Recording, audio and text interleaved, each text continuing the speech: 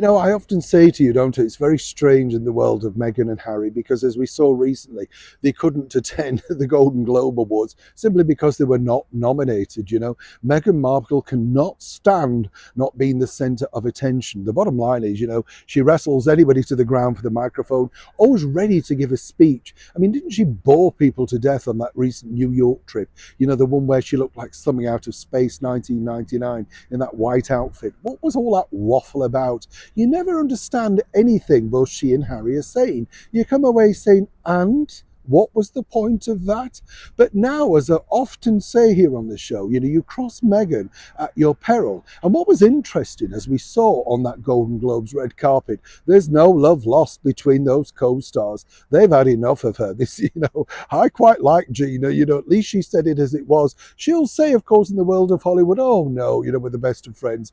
I know how that line works. You know, through those false eyelashes, you can't hide what you're really thinking, Gina. But the bottom line is now, Meghan is, well, literally as ever, furious over this. Let me explain. Morning, how are you? Nice to see you today. Yes, I know. All right, we'll get there. Yeah, and now, by the way, I'm glad you enjoyed the story about another diva that I'd met, Elizabeth Hurley. Yes, Elizabeth Hurley, who, yeah, I love the fact that you said, yeah, I don't know any films she's been in.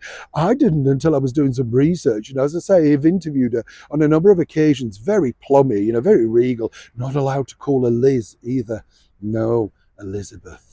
And the son, Damien, yes, he's a handful. Oh, she's going to have a few problems there a few years down the line, let me tell you. But it's a funny story, isn't it, about the safety pin dress, 4 weddings and a funeral. You know, just you kind of think, well, why would you do that? Check it out if you haven't seen it. Good, fun story. Might cheer you up, if you know what I mean. Back as ever, though, to your royal story of the day. As I say, Meghan and Harry couldn't attend the Golden Globes, even though their docuseries, according to them, was a mega success. You know, really, what were we thinking not enjoying such a spectacle and like the Critics' Choice Awards or whatever? Everybody should have been lining up, in fact, to give Meghan and Harry global awards. I mean, you know, what did they do? Sit on a sofa and make it up?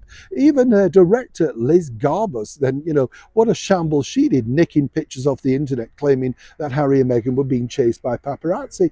Complete lies. Fascinating to note this, though, because as we then saw, the cast of Suits were less than kind, shall we say, regarding Meghan and Harry. You know, some might suggest almost rather pithy. What's emerged also is that Meghan was literally furious because as people were attacking her, and this is the dumbness when you think about it, and as ever we have to say allegedly, about Harry and Meghan, you know, they do nothing to secure friendships.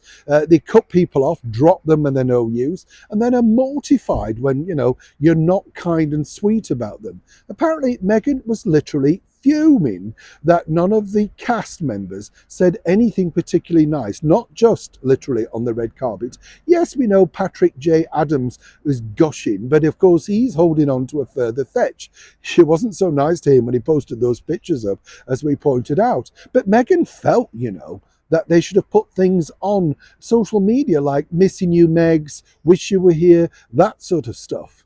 And apparently when they didn't, let's just say, the ice dropped once again. You have to feel for Prince Harry, don't you, in that Montecito mansion. Meghan was less than thrilled when she saw the fact that no former co-stars had in fact literally mentioned her in a positive light on any platforms.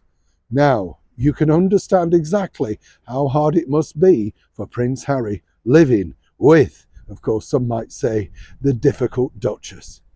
Neil Sean in the very heart of London.